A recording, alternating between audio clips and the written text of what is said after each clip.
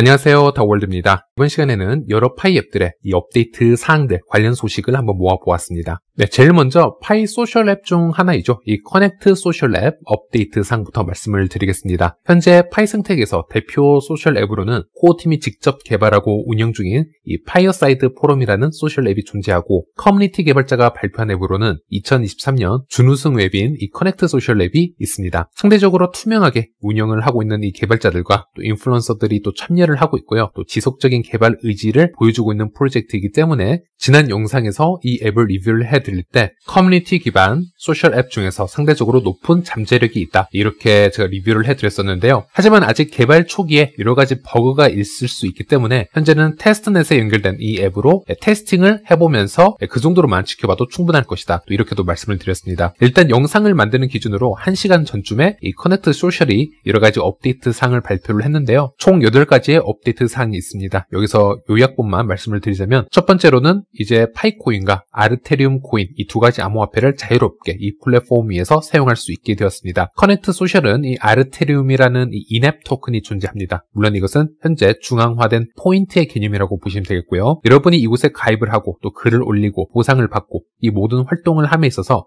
이 포인트, 이 토큰을 받고 사용을 할 수가 있습니다. 오픈 메인넷이 나오면 정식 파이 블록체인 위에 토큰으로 개발이 될 계획입니다. 이것은 마치 파이어사이드의 이 파이어 토큰과 같은 개념이라고 보시면 되는데요. 이제는 화면을 보시는 것처럼 파이코인과 아르테리움을 자유롭게 사용 가능할 수 있도록 그런 업데이트를 시작했다라고 합니다. 그리고 이 소셜 앱에는 마켓플레이스가 존재합니다. 그래서 소셜 활동 외에도 파이체인물처럼 P2P 거래를 장려하는데요. 여기에서는 오프체인 거래를 기반하고 있기 때문에 거래 수수료가 없습니다. 물론 장단점이 있겠습니다. 수수료가 없이 중앙화된 매개체에 의존을 하게 되면 거래 시 블록체인 외부에서 포인트 방식으로 일단 거래를 진행을 하게 됩니다. 그 거래 포인트를 입출금할 때만 블록체인으로 다시 옮기는 방법을 얘기를 하는 것인데요. 그리고 이런 방식은 블록체인만큼 보안성이 뛰어나지 못하고 완벽하게 탈중앙화된 방식이 아니기 때문에 이 개발자의 이 윤리의식 정도까지도 체크를 해야 된다라는 그런 리스크가 존재합니다. 하지만 이 부분은 앞으로 어떻게 더 성장해 나갈지 한번 지켜볼 필요는 있을 것 같습니다. 그리고 사소한 부분일 수도 있지만 이 이미지 업로드 시 이 로딩 이미지를 추가를 했고요. 또 이 플랫폼에서 뒤로 가기 버튼을 누를 때 생길 수 있었던 탐색 오류 기능을 수정을 했고, 또 글쓰기를 할 때 줄 바꿈에 대한 개선 사항이나 또 최신 소식 받아보기 기능 등등 여러 가지 이 업데이트를 내어놓았다고 합니다. 저도 가끔 이 플랫폼에서 접속을 해서 여러 이미지도 한 번씩 업데이트를 해보고요. 타 유저들과 소통을 해보고 있지만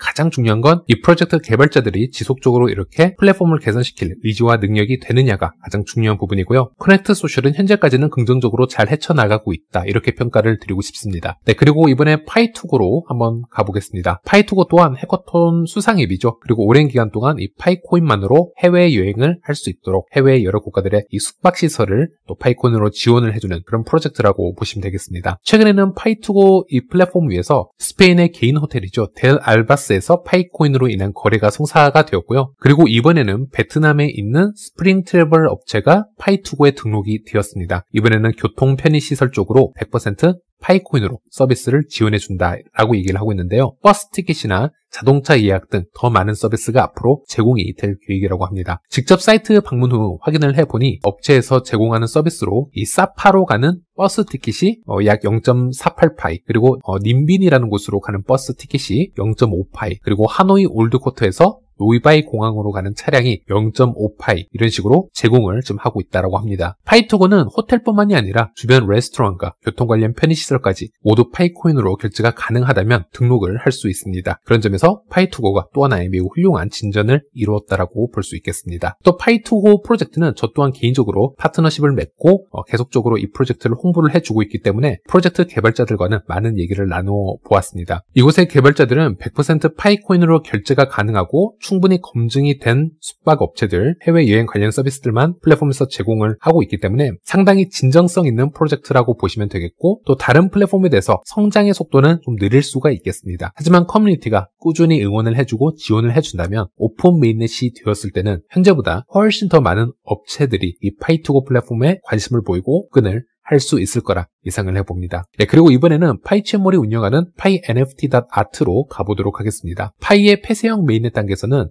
NFT 개발이 쉽지만은 않았습니다. 하지만 파이체인몰 프로젝트에서는 IPFS와 같은 분산 서버 방식들을 지속적으로 연구를 해서 폐쇄형 메인넷에서도 NFT가 발행이 될 수 있게끔 업데이트를 진행을 했는데요. 제 영상에서 마지막으로 업데이트 해드린 부분은 현재까지 PyNFT.art에서 발행한 공식 NFT는 거래가 가능했었지만 개인 간 NFT 프로젝트들은 업데이트로 인해서 거래가 현재 되고 있지 않다 이렇게 말씀을 드렸었는데 현재는 개인 간의 NFT 거래도 가능하게 되었습니다. 그래서 현재 상황을 보시면 파이 생태계에서 메타버스 프로젝트를 구축을 지금 진행을 하고 있는 개발자 이 IQ는 본인의 NFT 시리즈를 PyNFT.art에서 민팅을 해서 이미 판매 여러 번 성공을 하였고요. 파이 공식 그래픽 아티스트이자 모더레이터이죠. 이 디안지는 본인이 공식적으로 내놓은 이 인포그래픽이나 여기서 파생된 이미지들을 지속적으로 PyNFT.art에서 판매를 하고 있는 것을 볼 수 있었습니다. 현재 텔레그램에 접속하셔서 PyNFT.art 채널에 접속하시면 여러 가지 개인적인 NFT 시리즈들,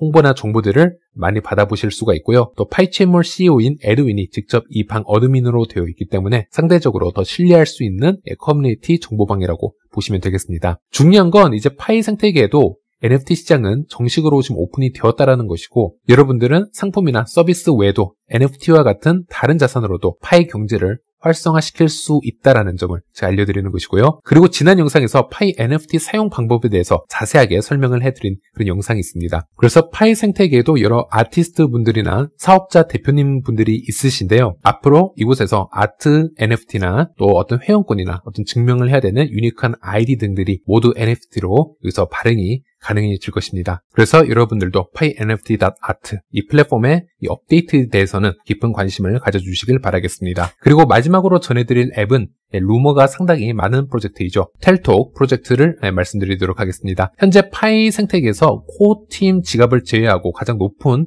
파이코인 밸런스를 소유하고 있기 때문에 현재 온체인 데이터를 확인해 보시면요. 약 1900만 이상의 파이코인을 지금 계정에 담고 있고 또 증가 속도로 보면 밸런스가 상당히 지금 빠르게 증가하고 있어서 조만간 2000만 파이코인을 넘을 것으로 예상이 되고 있습니다. 그래서 지속적으로 이 앱에 관심을 가질 수밖에 없는데요. 현재는 파이체인몰의 메인넷 지갑의 밸런스보다 훨씬 더 큰 차이로 벌어지고 있다 이렇게 보시면 되겠습니다. 그리고 파이체인몰과 이 텔톡의 메인넷 지갑의 차이를 보자면요. 아마 이런 부분 때문에 이 텔톡에 정말 많은 루머가 나오는 것 같습니다. 최근에 파이도 개발자가 개발한 이 메인넷의 이동 경로 차트를 통해서 분석을 해보면요. 파이체인몰의 계정은 이 플랫폼을 통해서 여러 파이오니어로부터 파이코인을 입금받고 이 금액이 온전하게 출금 계정으로 이동이 되는 것을 확인할 수 있습니다. 보통 프로젝트의 메인넷 지갑은 이렇게 단순한 경로를 택하고 있는데요. 텔톡 같은 경우에는 메인넷 지갑을 보면요. 의심을 받을 수 있는 수많은 의심 계정과 또 출금 계정이 너무 많이 존재를 하고 또 오른쪽 하단에 보면 이 핑크 색깔이 보이는데 이것은 계속 자전 거래되고 있듯이 이렇게 순환되고 있는 파이코인의 양과 계정을 추적할 수 있는 부분입니다. 얼핏 봐도 일반적인 메인넷 지갑의 구조와는 조금 다르기 때문에 그리고 이 밸런스 속도가 너무 빠르게 증가하고 있기 때문에 여러 의심을 받고 있는 것이 아닌가 싶습니다. 그리고 특히나 파이체인몰 CEO 에드윈 같은 경우는 텔톡과 파트너십을 초기에 맺었다가 바로 파트너십을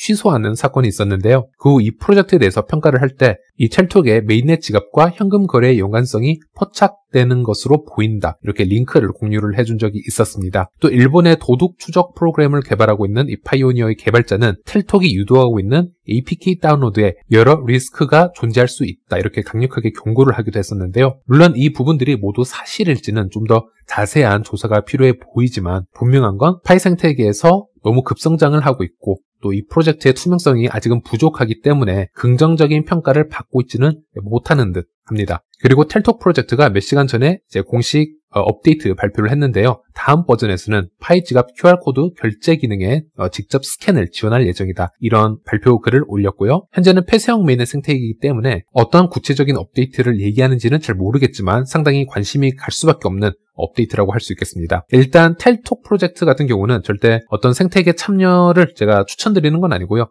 응원차 또 이걸 소개해드리는 것도 아닙니다. 우리 파이 생태계에 가장 큰 영향력을 가진 커뮤니티 기반 지갑이 존재하기 때문에 지속적으로 이 행보를 추적해드리는 거라고 보시면 되겠습니다. 이번 시간은 여기까지입니다. 시청해주셔서 감사합니다.